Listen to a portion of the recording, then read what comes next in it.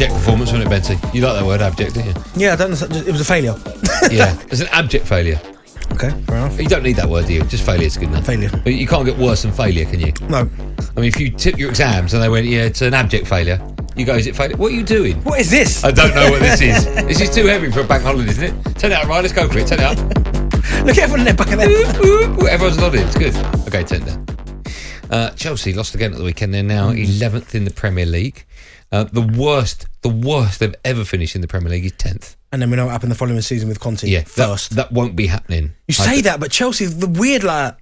Yeah, they are weird like that, you're right. If Chelsea went on to win Champions League and the Premier League next year, I wouldn't go, I never saw that coming. This sums up Chelsea, ready? Yeah. This happened in 2014-15. Yeah. Right? They went first, 10th, first. What happened? Yeah. 10th Who's first. that? Was that Gus Hiddink? So you had Mourinho first, Yeah. Gus Hiddink 10th, Yeah. Conte first. Yeah. Nuts, isn't it? Nuts. We'll talk about it in just a moment. Let's hear from the gaffer, shall we? Frank Lampard lost his first game in the dugout since returning to his former club Chelsea at the weekend. His side got beat 1-0 at Molineux against Wolves. After the match, Frankie said it was never going to be a quick fix. I think it's a big task. You're managing Chelsea Football Club. We know we're not in a position we want to be in, but there's always a reason for it. In reality of the league season, so I was aware of that, and I didn't expect to solve everything in one day. I know there's a lot of talent there in the squad. I've seen that in the last couple of days, and I'm looking forward to working more with it. I don't blame Frank Lampard for taking the job. It's his boy club. He's an absolute legend there. He's probably the greatest ever player that Chelsea have had. Yeah, I mean, listen, he's in the discussion. Yeah, so he's back in the shop window. So if he gets a phone call, he's not going to turn it down, right? But obviously, it's a chance for himself to put himself back out there. Yeah, if he does pretty well, maybe gets some kind of win against Real Madrid in one of the games, or gets a draw, or moves him up the table next season when other sides are looking for a new manager, he'll be in the shop window. Yeah. I understand all that. I've not got a problem. My problem is with Todd Boehly, who I think has completely ruined the club since he's come in. They've spent about £600 million. They sacked the manager who won them the Champions League. They got Brighton's manager. I said at the time it was a job too big for him. They came out and publicly said the results were relevant first year, 18 months, we're going to give him time. Then they sacked him. Then they've replaced him with someone that Everton had sacked and the club that he's at had previously sacked. And they think they're going to get results. So here's my first question. What has Frank Lampard been brought in to do? Appease the fans. Right. Well, were they appeased at the weekend? Ed, Square Ed, who works on the show, who's a Chelsea fan, said that was one of the worst performances of the season so far. Do you know what? Todd Boehly has absolutely... What he's done to the football club is not great, but what he has done is lay down a foundation for somebody to come in and be really successful. And when I say that, look at the players they've bought. They've bought good players. No, but they've bought good players. No, but they've bought good players, but they've not had the manager yet to make it happen. Now, in the summer when they go and choose their manager and get him in with the players that they've already got in the building, like the foundation was there against Liverpool. We saw it a little bit. That midfield three of Kante, Kovacic, Fernandes, that they looked really strong. When Thiago Silva comes back, you got Reece James, you got Chilwell. I still think the goalkeeper's a bit of an issue, but I think the foundations of that football club, when they get a proper proven manager that can work with big players, is there. But at the weekend, right, and I don't know, I'm looking at Ed here because he's a Chelsea fan. I think I might say Koulibaly played and Badiashile was on the bench, and Cucurella played left back and Ben Chilwell was on the bench. So obviously he's banking on Champions League. The only part I didn't get about that is that Badiashile can't play in the Champions League. Just play him against Wolves. That's right. That I didn't understand. No, I don't understand. But honestly, once they do get a proven manager with that squad that they've got, someone, you can't tell me there's not a world-class manager out there. Even someone like an Ancelotti will get the best out of this group of players. It's very bizarre, isn't it? And then this story broke about James Corden supposedly giving him advice. I hope that's not real. That cannot be. There's no way the owner of Chelsea can get advice as to who his next manager should be off James Corden or anyone. Would you be shocked though?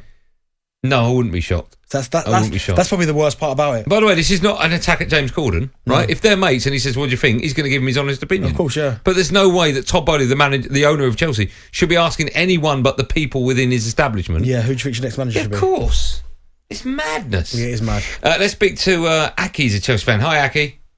Hi, lads. How you doing? I'm great. I'm very well. How are you doing? Really good. Very disappointing with Chelsea at the minute. It's been the worst 7 months been a Chelsea fan the last 30 years. Wow. Todd Boehly absolutely ripping the club out from the day one up to now. Last week they sacked the groundsman. He's been there 32 years. They sacked an elite manager, Thomas Tuchel. They sacked the ground. What did they sack the groundsman for? I don't know, mate. They sacked him. The bloke was there for 32 years looking after the bridge, Cobham. For no reason, they sacked him. They sacked the communication guys at the beginning of the season. They sacked Thomas Tuchel, an elite manager, 6 finals in 18 months. They gone down the drain. They signed experienced players at the beginning. Then they said, no, we don't like that model. We're going to go and sign the picked manager, Graeme Potter, thinking we're going to do it differently. Young players, long-term contracts. Then the results not there. Aki, let me ask you a question. What did you think when he made the decision to bring Lampard back? Oh, Lampard. They brought Lampard just because they want to win the fans back. The fans now is toxic. Nobody wants Top Boily now. What about Frank? Did you want Frank back? Well, if we hit rock bottom with Graeme Potter, they brought Lampard because they're Chelsea legend. Get the season out of the way. They need a massive clear out there, and they need to bring an elite manager. But they need to let the manager work his ideas. They need to let the manager do what he wants. Tom Boyle ain't got a clue about football. He's signing players thinking he's playing football manager. You can't... The guy is running American LA Dodgers team. He hasn't got a clue about Premier League football. And he just realized that now. Because you can't do all these changes so quick. When Roman came in 25 years ago, everyone was saying he's going to sack Ranieri. What did Roman do? He kept Ranieri the first season. After that, he said, thank you, Mr. Ranieri. He got Mourinho in. He got Peter Kenyon as a chief executive. We signed players, and we won 2 Premier Leagues back-to-back. Yeah. It's unbelievable what's going on at the minute at Chelsea. Thank you, Aki. Yeah. I'm just reading it now. It says... Chelsea have sacked their head groundsman, Jason Griffin, after 30 years at the club. Also terminated the contract of his son and his assistant as well. Wow. Apparently, I don't know how true this is, that Todd Boehly spoke to Jimmy Carr, the comedian, and that was the advice Jimmy Carr gave. Wow. That's the I'd like to know what the reasons are for... Sacking the groundsman. Because people like groundsmen and catering staff and they're there for years. They are integral to that football club. Why are you sacking the groundsman? Something must have gone on. Well, nothing's gone on. He's a groundsman. Must have been a bobble.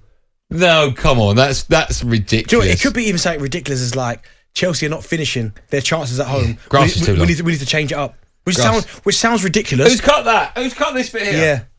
That's terrible. I'm guessing he got a massive payoff as to why he's not come out and said anything. Bristol City beat him at Middlesbrough.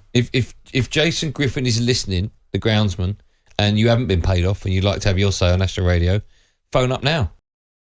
talkSPORT Drive with Andy Goldstein.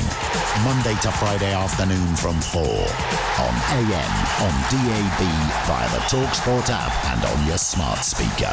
talkSPORT.